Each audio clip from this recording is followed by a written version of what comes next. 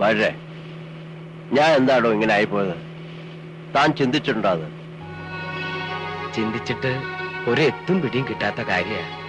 ആ തലവര അല്ലാതെ എന്താ ഞാൻ പറയാ.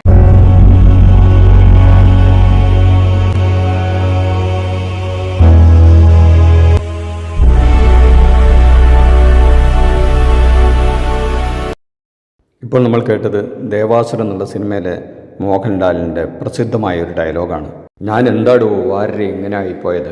ഇന്ന് കൂടൽമാണിക്യം ക്ഷേത്രത്തിൽ നിന്ന് പുറത്തു വന്ന ചില കഥകൾ കേട്ടാൽ മോഹൻലാലിൻ്റെ കഥാപാത്രം മറിച്ചൊന്ന് ചോദിച്ചേനെ, എന്താടോ വാരരെ താൻ ഇങ്ങനെ ആയിപ്പോയത് എന്ന്. ഇരിങ്ങാലക്കുട കൂടൽമാണിക്യ ക്ഷേത്രം ഇന്ത്യയിലെ അപൂർവം ഭരതപ്രതിഷ്ഠയുള്ള ക്ഷേത്രമാണ്. എനിക്ക് തോന്നുന്നു കേരളത്തിലെ ഏക ഭരതൻ്റെ പ്രതിഷ്ഠയുള്ള അമ്പലം കൂടിയാണ് കൂടൽമാണിക്യ ക്ഷേത്രം. ആ കൂടൽമാണിക്യം ദേവസ്വം കഴകപ്രവൃത്തിക്കായിട്ട് എല്ലാ ടെസ്റ്റുകളും ഇൻ്റർവ്യൂ ഒക്കെ നടത്തി ഒരു വീഴവ വിഭാഗത്തിൽപ്പെട്ട ഒരു ചെറുപ്പക്കാരനെ, ബിരുദധാരിയായ ഒരു ചെറുപ്പക്കാരനെ അവിടെ നിയമിക്കുന്നു. അതിനെതിരെ തന്ത്രി സമാജവും വാര്യർ സമാജവും ഒക്കെ കലിതുള്ളി പുറപ്പെട്ടു. കാര്യം മനസ്സിലായല്ലോ. നമ്മുടെ ഉള്ളിലിരിപ്പ്, കേരളത്തിൻ്റെ ഉള്ളിലിരിപ്പ് ഇതാണ്. 10-60 വർഷങ്ങൾക്ക് മുമ്പ് എന്തായിരുന്നു കേരളമെങ്കിൽ അത് തന്നെയാണ് ഇന്നും കേരളം എന്ന് ഉറക്കെ വിളിച്ചു പറയുന്ന വാർത്തയാണ് കൂടൽമാണിക്യത്തു നിന്നും പുറത്തു വന്നിരിക്കുന്നത്. അശുദ്ധ ഇത്രേ.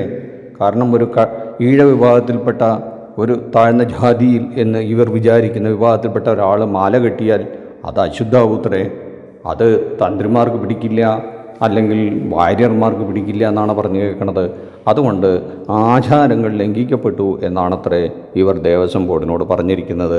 അവരൊക്കെ കത്തുകൊടുത്തു അത്രേ ദേവസ്വം ബോർഡിന്.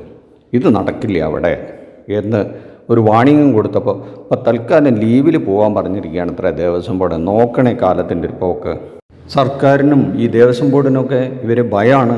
കാരണം ഇവർ പറയുന്ന ആചാരങ്ങൾക്കൊക്കെ നല്ല വില കിട്ടുന്ന ഒരു കാലമാണിപ്പോൾ. കാരണം അതാരെയും പറഞ്ഞിട്ട് കാര്യമില്ല. ആചാരലംഘനത്തിനെതിരെ ഈ ഈഴവരടക്കമുള്ള ആൾക്കാർ ആ ശബരിമലക്കാലത്ത് തെരുവ് കൂടെ നടന്നൊരു കാര്യം നമ്മൾ മറക്കരുത്. നാമജപഘോഷയാത്രയൊക്കെ ഓർമ്മയില്ലേ നമ്മൾക്ക്? അപ്പോൾ സർക്കാരിന് നല്ല പേടി കാണും. കാരണം വോട്ടല്ലേ, ഇലക്ഷൻ വരില്ലേ. താമരമാല കെട്ടണമെങ്കിൽ ഒരു പ്രത്യേക കുളത്തിൽ ഇറങ്ങി കുളിച്ചതിന് ശേഷം എത്രയേ ഈ താമരമാല കെട്ടാൻ പാടുള്ളൂ. അത് ഈ ഈഴവൻ ഇറങ്ങി കുളിച്ചാൽ അശുദ്ധാവൂത്രേ. അതിൽ പിന്നെ തന്ത്രിക്ക് കുളിക്കാൻ പറ്റില്ല എന്ന്. ഏത് ഈഴവൻ കുളിച്ച കുളത്തിൽ പിന്നെ തന്ത്രിക്ക് കുളിക്കാൻ പറ്റില്ല. അപ്പോൾ അത് അയിത്താവെന്നാണ് പറയണത്. ഇത് തമിഴ്നാട്ടിലോ അല്ലെങ്കിൽ ഉത്തരേന്ത്യയിലൊക്കെ നമ്മൾ കേട്ട കഥകളാണ്. കേരളത്തിൽ നമ്മളധികം കേട്ട് കാണില്ല. പക്ഷെ കേരളം അതിൻ്റെ ഉള്ളിൽ ഈ തൊട്ടുകൂടായ്മയും ജാതി ചിന്തയും സവർണ വർഗബോധവും എല്ലാം ഒളിപ്പിച്ചു വെച്ചിരുന്നു എന്നുള്ളത് തന്നെയാണ് ഈ വാർത്ത വരുമ്പോൾ നമുക്ക് മനസ്സിലാകുന്നത്. അതിനുള്ള കളമൊരുക്കുകയാണ് നമ്മുടെ ഇന്ത്യ ഒട്ടുക്കും, കേരളത്തിൽ പ്രത്യേകിച്ചും.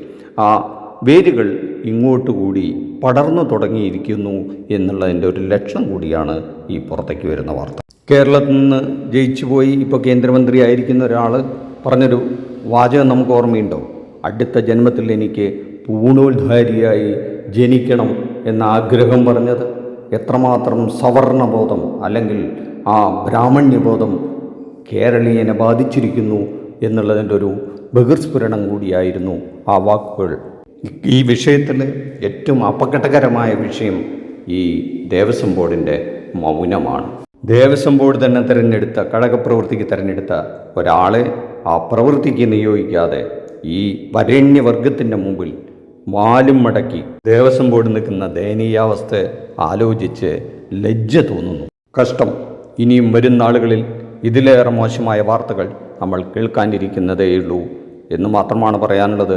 നിങ്ങൾക്കെന്താണ് ഈ വിഷയത്തിൽ പറയാനുള്ളതെങ്കിൽ അത് കമൻറ്റ് ബോക്സിലിടുക. നന്ദി, നമസ്കാരം. വീഡിയോ ഇഷ്ടപ്പെട്ടെങ്കിൽ ലൈക്ക് ചെയ്യുക, ഷെയർ ചെയ്യുക.